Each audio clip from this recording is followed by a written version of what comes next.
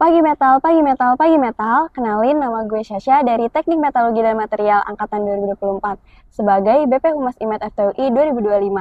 Selamat datang di Mahakarya Volume 8. Hari ini gue nggak sendiri nih, karena gue ditemenin sama narasumber kita yang keren banget. Yuk kepoin dia dengan segudang prestasinya yang luar biasa. Pertama-tama, sebelum kita lanjut ngobrol, boleh Nisa perkenalin diri kamu ke teman-teman Mahakarya. Oke, halo semuanya. Kenalin, nama aku Kansa Shalalia dari Departemen Teknik Metalurgi dan Material Angkatan 2024. Salam kenal semuanya. Oke, langsung aja kita masuk ke pertanyaan buat kenal lebih lanjut tentang Kansa. Nih, tentang pengalamannya di dunia pendakian. Nah, sekarang coba kita mundur sedikit ke masa lalu. Gimana sih, Sa, awalnya lo bisa memutuskan diri lo untuk lanjut ke dunia pendakian ini? Apakah ada figur inspiratif yang mendorong lo buat akhirnya masuk ke dunia pendakian ini?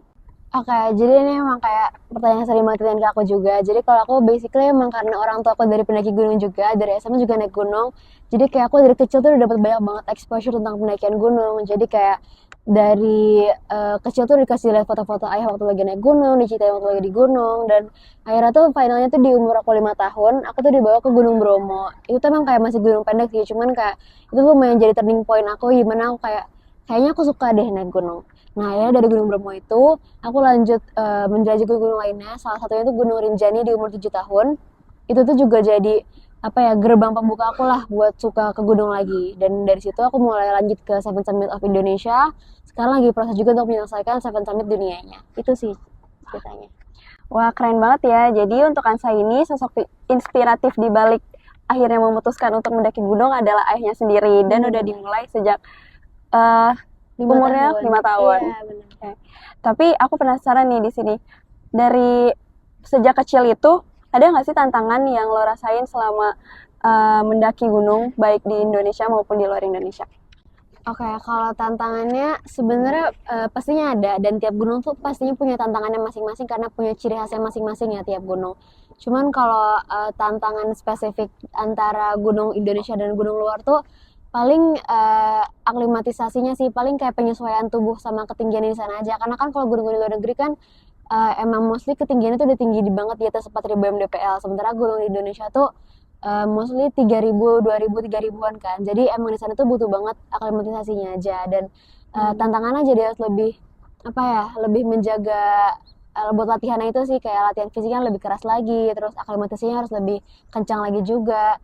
Terus dinginnya juga pasti lebih dingin lagi, dan mungkin culture-nya juga lebih beda kali ya. Dan tapi kalau misalnya aku bisa simpulin sebenarnya peraturan-peraturan yang ada di gunung-gunung luar negeri itu sangat-sangat lebih better daripada di Indonesia. Kayak misalnya kayak tentang terkait kebersihan gunungnya gitu, kayak di sana tuh emang udah strict banget. Jadi kayak misalnya kalau yang buang sampah sembarangan, nanti kliennya dan operatornya akan kena blacklist dari gunung tersebut. Kan kalau di Indonesia kayak masih banyak yang kecolongan-kecolongan kan. Dan yang aku harapin sih semoga banget peraturan-peraturan itu tuh bisa dicontoh sama gunung-gunung di Indonesia gitu sih.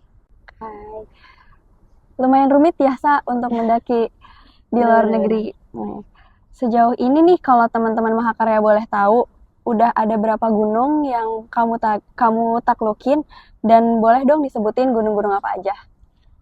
Oke, aku mau disclaimer dulu, sebenarnya ini bukan taklukin karena nggak ada gunung yang bisa aku taklukin. Yang bisa kita taklukin cuma diri kita sendiri. Tapi yang gunung-gunung yang udah pernah aku daki, ya kurang lebih sekitar 105-an gunung di Indonesia dan di luar negeri. Itu sih, dan seru-seru banget lah, punya ceritanya masing-masing lah tiap gunung. Nih, teman-teman Mahakarya, Kansa ini udah banyak mendaki gunung di Indonesia dan di luar negeri. Nah, mungkin kalau misalnya kita boleh tahu pengalaman yang paling memorable dari diri kamu selama mendaki ini, baik di Indonesia maupun di luar Indonesia. Oke, sebenarnya kalau tadi Joko juga bilang pengalaman memorable tuh pasti semua gunung punya ceritanya masing-masing. Cuman kayaknya kalau aku bisa tarik garis ke belakang, kayaknya Gunung Kartens di Papua tuh jadi salah satu pengalaman yang memorable banget buat aku, karena aku mendaki gunung itu waktu aku umur 11 tahun di tahun 2017, dan posisinya itu aku sebagai gunung terakhir dalam perangkaian Seven Summit Indonesia. Seven Summit Indonesia itu adalah 7 gunung tertinggi di 7 pulau di Indonesia, dan Gunung Kartens itu adalah gunung tertinggi di Indonesia yang terletak di Papua. Jadi Gunung Kartens itu beda banget sama gunung-gunung lainnya. Kalau Gunung Kartens itu beneran kita kayak bakalan manjat di tebing sekitar 600 meter lebih, Gimana kalau gunung-gunung lainnya kita bisa jalan pakai tapak kaki, kalau di sana kita beneran gelantungan di tebing. Jadi aku latihannya butuh sekitar 8 bulanan buat ke gunung itu, dengan latihannya sekitar aku banyak banget latihan di UI juga, di wall climbingnya, di tebing-tebing langsung di puncak. Jadi kayak butuh effort banget buat ke Gunung Kartens, dan pas nyampe di sana juga dihadapin sama hujan salju juga, cuaca yang hujan dan kabut juga, dan apa ya, kayak beneran experience yang aku kayak wah ini gunungnya susah banget, dan aku sempat mikir kayak apa aku nyerah aja ya, cuman kayak di satu titik aku kayak mikir juga aku udah banyak banget pengorbanan untuk sampai di gunung ini, dan aku nggak mau sia-siain kesempatan aku gitu aja. Jadi aku ambil kesempatan itu untuk aku sampai ke Kartens, dan alhamdulillah aku sampai di puncak Kartens Pyramid. Panjang nggak sih perjalanan buat ke mendaki Gunung Karsten tersebut? Panjang sih, karena kalau untuk summitnya tuh emang butuh waktu yang lama juga karena jarak tempuhnya lumayan jauh. Aku kira-kira summit tuh aku mulai jam 3 pagi sampai puncak tuh siang jam 1 jam 2-an. Karena emang beneran sulit, apalagi dingin. Jadi buat pergerakan pergerakan talanya tuh lumayan ribet juga. Tapi alhamdulillah aman-aman sampai bawah lagi. Alhamdulillah. Nah, ngomongin soal persiapan nih, biasanya apa aja sih yang lo lakuin sebelum mendaki, mulai dari latihan fisik, mental, maupun hal-hal lainnya yang mungkin orang-orang belum pada tahu nih? Oke, kalau buat dari aku sendiri banyak banget persiapan yang aku lakuin. Salah satunya tuh yang pasti aku harus dapetin izin dulu dari orang tua, karena orang tua aku suka mendaki gunung juga, aku pasti udah dapat langsung izin dari orang tua juga. Yang kedua, aku mempelajari literatur gunung yang akan aku daki. Misalnya aku mau naik Gunung Rinjani nih, aku harus tahu nih di Gunung Rinjani itu ada berapa camp yang ada mata airnya tuh di mana. Terus misalnya ada berapa jalur yang ada di gunung itu. Jadi pas aku nyampe di sana, aku udah siap nih sama kondisi di lapangan. Yang kedua tuh aku harus latihan fisik. Latihan fisiknya tuh bisa apa aja sebenarnya. Aku bisa naik turun tangga, bisa lari, bisa nge-gym juga. Tergantung nanti aku bakal kayak gimana latihannya. Dan di beberapa gunung untuk ekspedisi di luar negeri, aku biasanya pakai pelatih, coach trainer gitu. Jadi yang dia bakal nge-track latihan fisik aku. Terus aku juga bakal persiapan barang-barang juga, mulai dari head to toe, karena perlengkapan tuh penting banget ya, harus harus banget di apa ya, terakomodir dengan lengkap gitu loh, dari ujung kaki sampai ujung kepala, karena kalau enggak banyak banget bahaya-bahaya yang bisa terjadi ke kita kalau kita masih kurang gitu dalam perlengkapannya. Lanjut juga mungkin logistik kali ya, logistik tuh karena makanan kan jadi energi buat kita juga, jadi aku harus persiapan logistik juga yang matang. Terus apalagi ya, mungkin terakhir selain kita melengkapi ROP perjalanan atau rancangan operasi perjalanan, kita juga harus tetap berdoa dan berzikir sih sama Allah juga, karena kan apa ya, yaudah kita berserah diri aja di sana, dan kita tuh di sana emang bukan untuk merusak alamnya juga, kita memang untuk apa ya, menikmati keindahan yang Allah ciptakan aja. Jadi di sana tuh ya udah pure positive thinking aja, nggak usah negative thinking. Terus ibadah juga jangan ditinggalin, doa juga terus dibacakan aja. Jadi itu sih sebenarnya dari aku persiapan. Oke, kalau dilihat-lihat, mulai dari persiapannya aja itu udah memakan waktu yang cukup banyak ya, Sa. Bener-bener. Nah, kalau dilihat sekarang nih, pendakian kan udah bawa lo ke banyak tempat dan pencapaian. Menurut lo sendiri, seberapa besar pengaruh passion ini ke hidup lo? Dan apakah lo memilih pendakian gunung ini menjadi apa ya, hal yang akan lo jalankan semasa hidup lo? Oke. Sebenarnya pengaruh pendakian gunung ini ke hidup aku tuh beneran sebesar itu, karena kayak yang tadi aku bilang, pendakian gunung tuh malah jadi batu loncatan aku ke pendidikan gitu loh. Kayak aku di SMP, di SMA sama di kuliah tuh aku masuk lewat jalur prestasi dari pendakian gunung, dan di SMP sama SMA aku dapat beasiswa dari pendakian gunung juga. Dan apa ya, memudahkan aku banget lah buat ke jalan-jalan selanjutnya. Kayak aku bisa lebih banyak kenal orang-orang baru, bisa dapat kesempatan banyak hal lagi juga, bisa jadi duta UI juga, bisa Eger juga, dan itu semua aku dapetin dari pendakian gunung ini gitu sih. Dan untuk kedepannya aku sih masih pengen terus lanjut ya, dan hopefully masih bisa terus lanjut terus gitu. Okay. Nah, tadi dari lo udah sempat nyebutin kalau lo jadi brand ambassador IGAR. Gimana rasanya bisa mewakili brand sebesar itu, dan ada nggak sih cerita menarik di mana lo tuh dipilih jadi brand ambassador IGAR? Oke, jadi aku tuh gabung di Eger tuh dari tahun 2017, jadi total udah sekitar 8 tahunan mungkin ya, sama tahun ini juga. aku tuh baru gabung ke Eiger tuh setelah aku selesai Seven Summit of Indonesia. Jadi turun dari Clatons Pyramid, baru di approach sama Eiger untuk jadi BA-nya. Dan at first aku kayak apa ya, mikirnya kayak apa sih, kayak kaget banget aja gitu loh, karena aku juga pemakai Eiger juga kan dari dulu, dan kayak aku naik gunung awalnya juga cuma buat hobi aja, dan ternyata kayak dari POV lain tuh bisa ngeliat ini sebagai opportunity yang baik juga. Dan yaudah, aku sangat-sangat bersyukur banget dan bisa ngejalanin menjadi brand ambassador ini dengan baik sih, dan hopefully kedepannya bisa menjadi dengan baik juga. Nah, ini nih yang keren banget. Gue denger lo udah punya 3 rekor muri. Boleh dong ceritain satu persatu gimana sih caranya biar lo bisa mendapatkan rekor tersebut. Dan sekarang kan jumlahnya udah 3 nih. Pasti merupakan hal yang paling proud untuk dirasakan. Oke.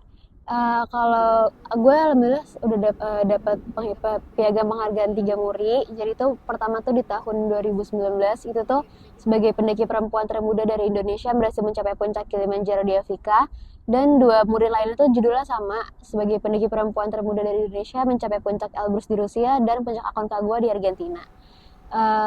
Emang buat apa ya, buat aku tuh kayak nggak emang nargetin untuk dapetin muri, cuman kayak bener aku kayak muri itu sebagai yaudahlah bonus aku aja dalam proses aku ini. Dan bersyukur banget sih pastinya bisa apa ya, punya piagam penghargaan sebesar itu juga di Indonesia juga. Dan aku harap juga dari apa yang aku punya yang di muri ini sekarang bisa menginspirasi teman-teman juga, atau mungkin yang kayak baru memulai naik gunung juga, untuk bisa terus ngembangin aja terus passionnya atau skill-skill yang kalian miliki. Dan apa ya, pasti akan apa ya, worth it lah untuk akhirnya juga.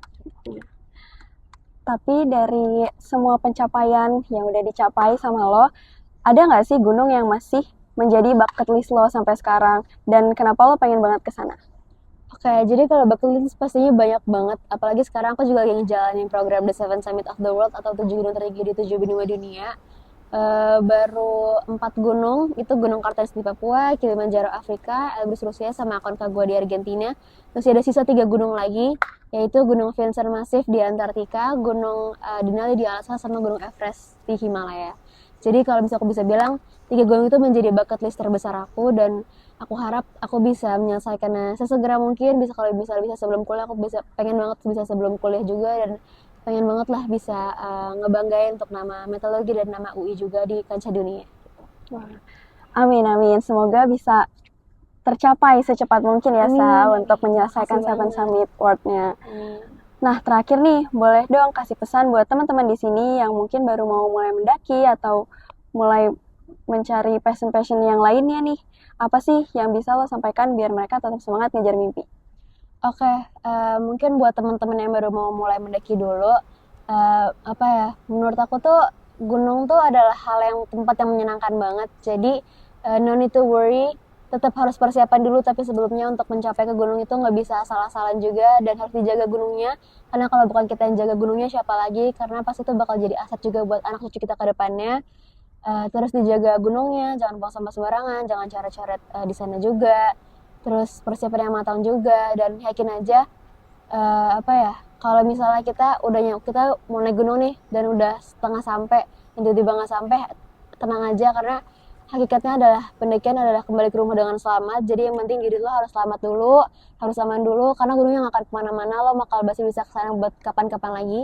Dan buat teman-teman yang nggak dalam dunia pendakian gunung juga, tetap kejar apapun itu yang kalian impikan, tetap do whatever you like, karena apapun itu gue yakin banget apa ya, bisa jadi hal yang baik buat lo dan buat lingkungan lo juga kalau kalian bisa manfaatin dengan baik.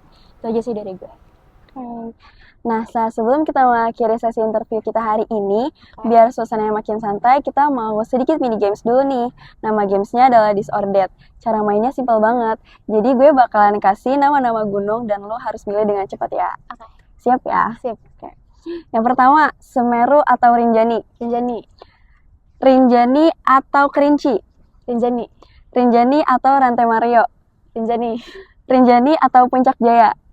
Puncak Jaya. Puncak Jaya atau Bromo? Puncak Jaya. Puncak Jaya atau Elbrus? Elbrus. Elbrus atau Aconcagua? Aconcagua. Aconcagua atau Merbabu? Aconcagua. Aconcagua atau Everest? Everest. Nah.